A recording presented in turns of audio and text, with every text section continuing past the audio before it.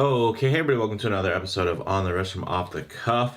Today, we're going to be revisiting a brand that we haven't featured on the channel in quite some time. This is, of course, Victorinox. They were founded back in 1884 and essentially have five main product categories. They have, of course, their world-famous Swiss Army knives, as well as household and professional knives, watches, travel gear, and fragrances. Now, they actually started making Swiss-made watches back in 1989. They're essentially an independent brand that is definitely most known for their military-styled field watches.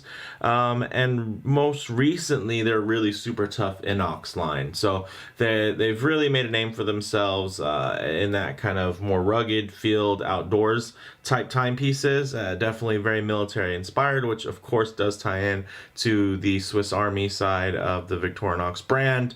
But what I like here is we actually are featuring a more of an everyday style watch, a more of an adventure watch, a real affordable alternative, if you will, to the very famous Rolex Explorer. I think, with the numerals on the dial, the layout being very, very symmetrical and super well balanced, I think it really plays well for this model. This is actually the Alliance Mechanical, and it's been refreshed recently. So when you think of the Alliance line, you might be thinking of a previous line that had a bit of a wider, kind of emptier dial. I think what they've done with the redesign has really improved the overall aesthetic. Plus, they actually put in a much better movement that's actually much thinner as well, which I think is really great. So some key common characteristics and design language when you're looking for an everyday watch. Of course, you're going to really want that versatile blend of sporty and dressy attributes. And I think with this latest iteration of the Alliance Mechanical, you really do get that great balance. So with all that said, let's go ahead and take a closer look. Okay, guys.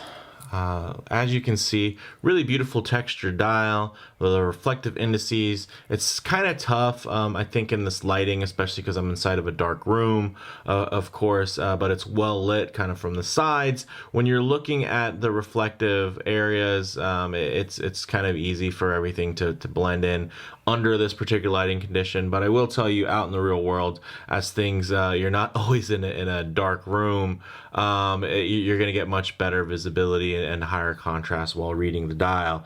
Now, this model, really as they describe it, from the people over at Victorinox, it's meant to be a seamless fusion of both aesthetic and engineering excellence. It's versatile from both a form and a functional standpoint, with clean, refined take, of course, on that field, outdoor, classic adventure style aesthetic. So I think that's really great.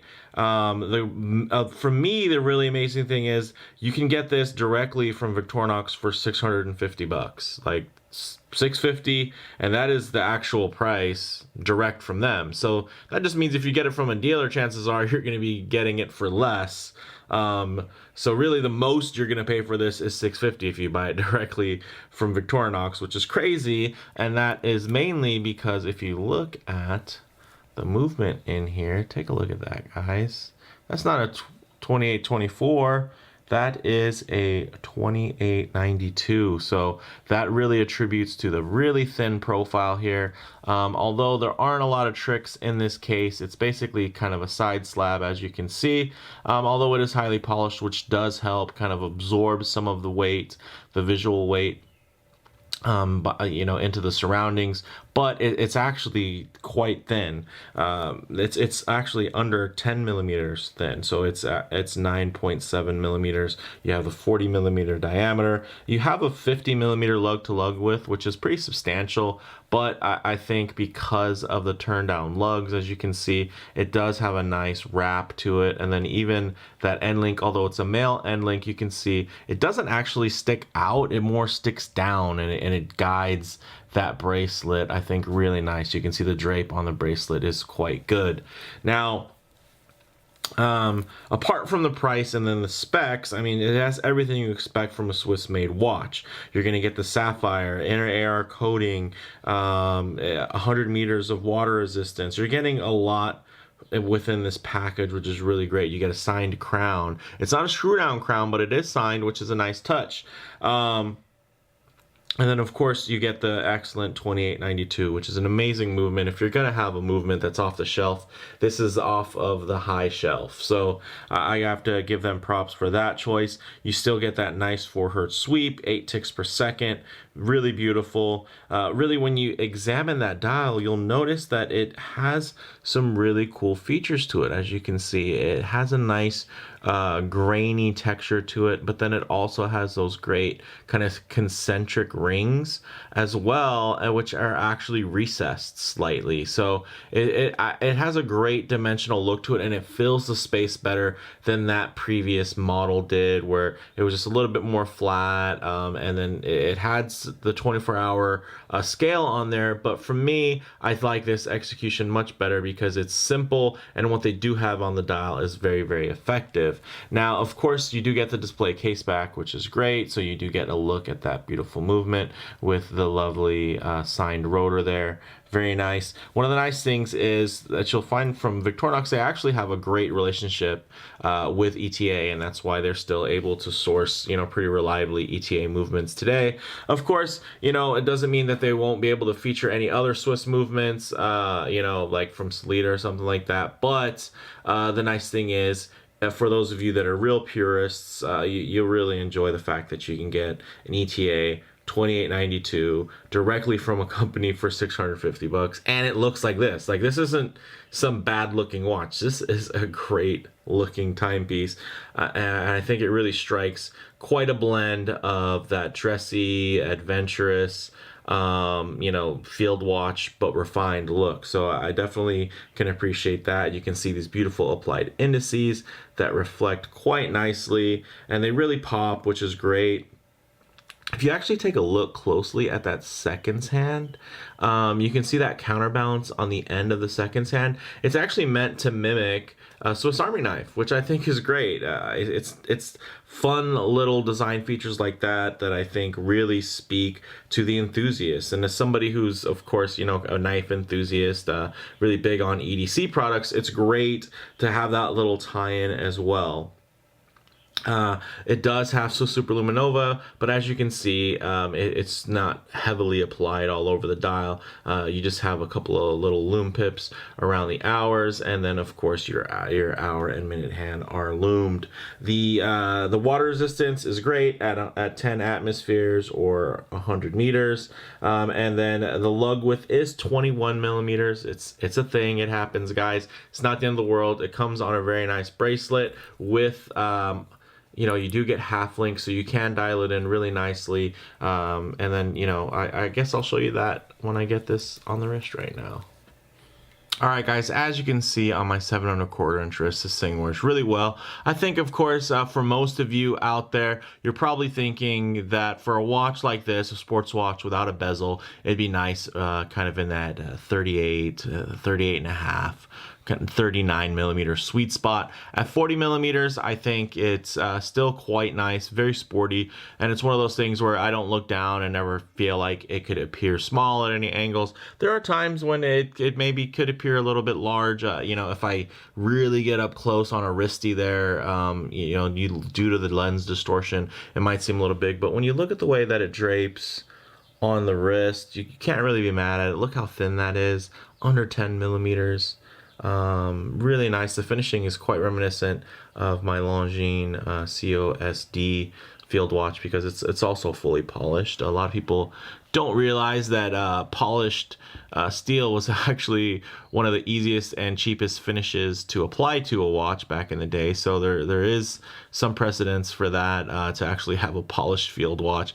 And also it's one of those finishes that as you wear it out and kind of add your own patina to it, it takes on a nice look. So you can't really fault them for that. But the nice thing is right now, while it's actually looking quite new, is that it really helps dress the watch up in certain lighting, of course, and certain attire depending on when you're wearing this. But I'm really digging it. I think it really works with those dimensions well at 40 millimeters.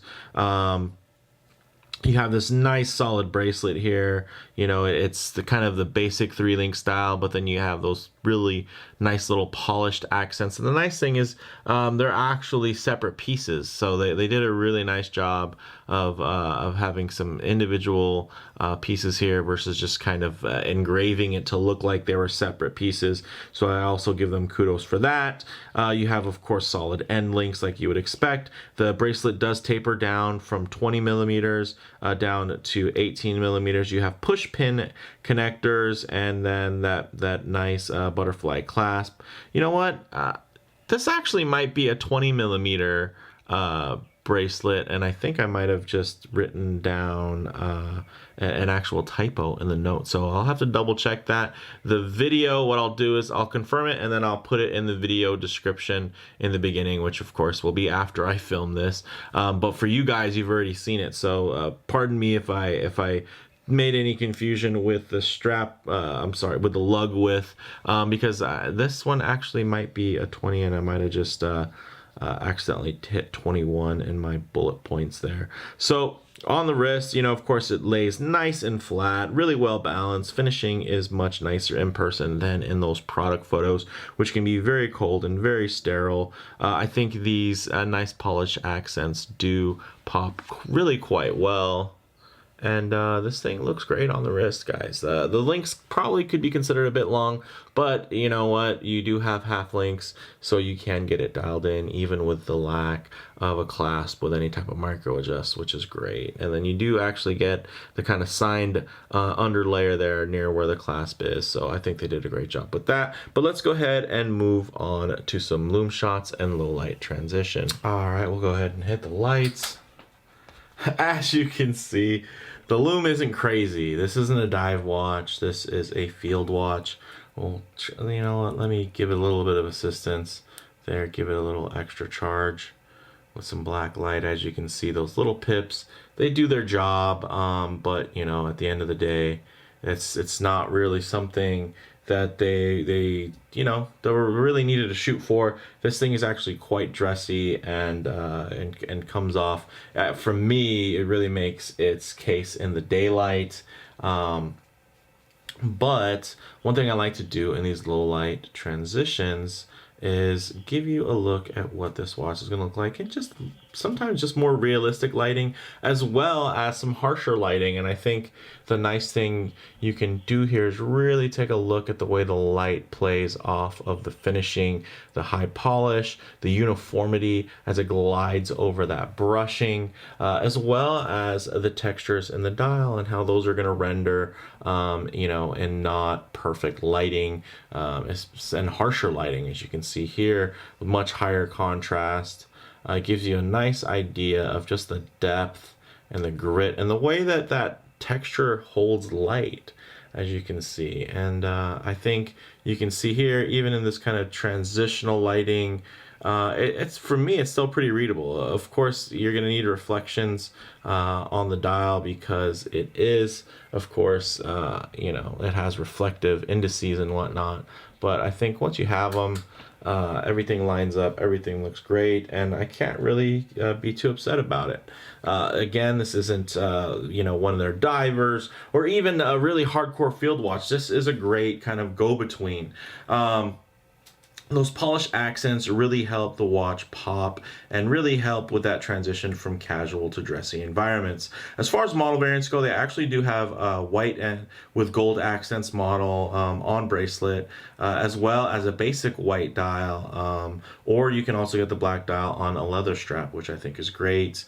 As far as comparable models go, there's really, you know, a lot that's out there. And again, I think it's a nice comparison, I'd say, to the Rolex Explorer. I think this is a nice affordable Swiss alternative to a watch like that, especially if you're considering the 39 versus the 36. At 40 millimeters, this is going to get you nice and close. It's going to give you a little bit more depth in the dial, a little bit more of a story, and something that you can probably actually bang up a lot more than a Rolex and worry about a lot less. So I think this was a really cool one, a nice option from Victorinox. I love that dial, that texture, the grittiness. I think it looks great. And of course, again, in studio lights, it's tough to show how this is going to render day to day, but hopefully you guys were able to kind of pull that from the video. I'd say bottom line, this is really an excellent and capable timepiece from an extremely solid Swiss independent brand.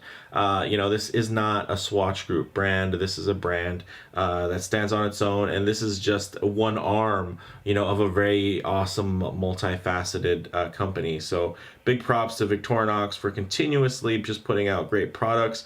And I think, honestly, at the $650 price, it would have been fairly priced if it only had a 2824 in it. But the crazy thing is they added and packed in a ton of value by adding that 2892. So for me, easy win, easy recommendation on this one. Let me know though what you guys think in the comments below. If you liked the video, please do a like, and if you haven't, please subscribe for more content just like this. Thanks, guys.